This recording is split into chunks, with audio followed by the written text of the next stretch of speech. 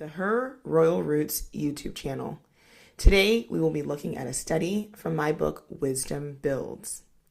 The book is titled Wisdom Builds because the function of a house is critical in having a scripturally sound home.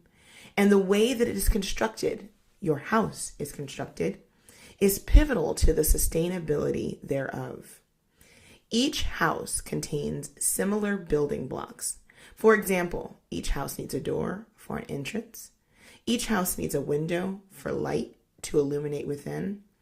Each house needs a foundation that is able to endure troubled times. And each house needs strong walls for protection from the elements and the dangers without. These are the sheer basics. Likewise, some things are not a necessity, but add character to the home, such as where you place your window. If you choose a tall door or a red door, it's a matter of variation. The same is similar with the nature of this book and these words we're going to look at today. The Hebrew meaning and scriptural context are given. The information will aid you in your ability to interpret without violating the text with how we feel things should be constructed. So on each study, we'll have a base word, and then we're going to look at synonyms or similar words that convey the same meaning, but in a different action-based form. So each week we'll get one root word. Our root word for this week is going to be Shalom. Our word for today is going to be the word Shalom, which is often translated as peace. And then we're going to look at a few words and how those same words help contribute to a different form of peace. And we'll go through those words. We'll look at them. We'll give some Bible verses and some support for how these words are translated. And then we'll end off. Our word for today is Shalom. Shin, Lamet, Vav, Mem Sofit. Shalom. Let's understand the topic or the word a little bit deeper. Shin Lamet Mem is defined as being complete or whole. In the Hebraic sense, achieving a positive outcome does not only happen by experiencing positivity. Shin Lamet Mem can exist by adding or subtracting possessions, people, health, or comforts for the sake of restitution or recompense. Shin Lamet Mem can also mean to draw out. When Yah decides to draw out, it is always to restore something back to its proper position or place. The Father often draws out or quiets one's surroundings to minister to the heart of an individual for an intended purpose. The second word, or the second root word that we're using today to express peace is the root word Dalet Mem Mem. Dalet Mem Mem is the Hebrew word for blood. The literal translation means to refrain from speech, action, quieting, and repression. The reason these words are used to define blood in an action form is because when a person or an animal sheds blood, he, she, it is then silenced, which also gives us this word for peace. The next root word is Dalet Mem He. Dalet Mem He means to move in a balanced way. This word symbolizes the same connotation and relation to blood. Blood moves in a balanced way in the universe. When blood is shed or when life is silenced, it is then given back to the ground.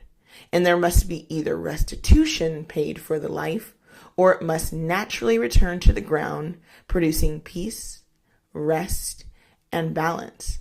This is called the circle of life. Here are a few supporting verses. Genesis 15:16 says, "But in the fourth generation they shall come hither again, for the iniquity of the Amorites is not yet full."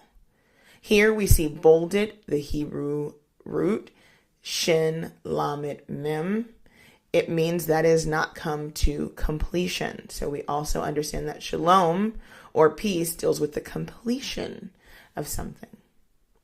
Psalm 31:17 says, "Let me not be ashamed, O Yah, for I have called upon thee. Let the wicked be ashamed, and let them be silent in the grave." This is another word for that balance or peace. The writer is calling for the balance to be achieved through shutting them up in death. Last, we have Leviticus 10:3. Then Moses said to Aaron, "This is it that Yahuwah has spoken, saying, I will be sanctified in them that come nigh me, and before all the people I will be glorified." And Aaron held his peace. This passage actually brings everything all together. It deals with that delicate balance of peace, no pun intended, and how everything that is done is brought together to achieve the ultimate expression of shalom. Jeremiah 29:11-14.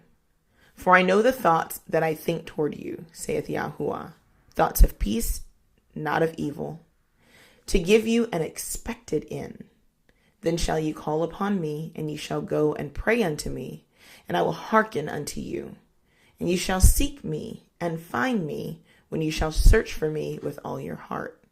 And I will be found of you, saith Yahuwah, and I will turn away your captivity, and I will gather you from all the nations and from all the places whither I have driven you, saith Yahuwah, and I will bring you again to a place where I've caused you to be carried away captive."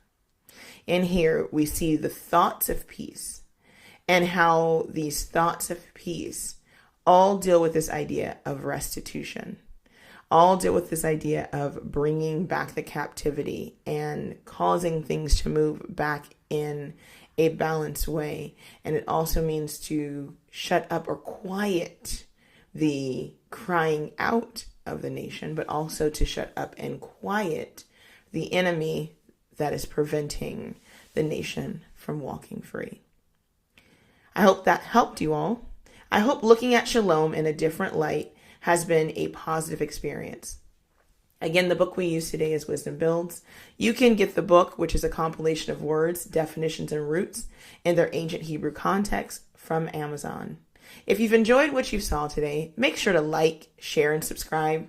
And also check us out on Patreon, Instagram, and our website, www.herroyalroots.com. Shalom.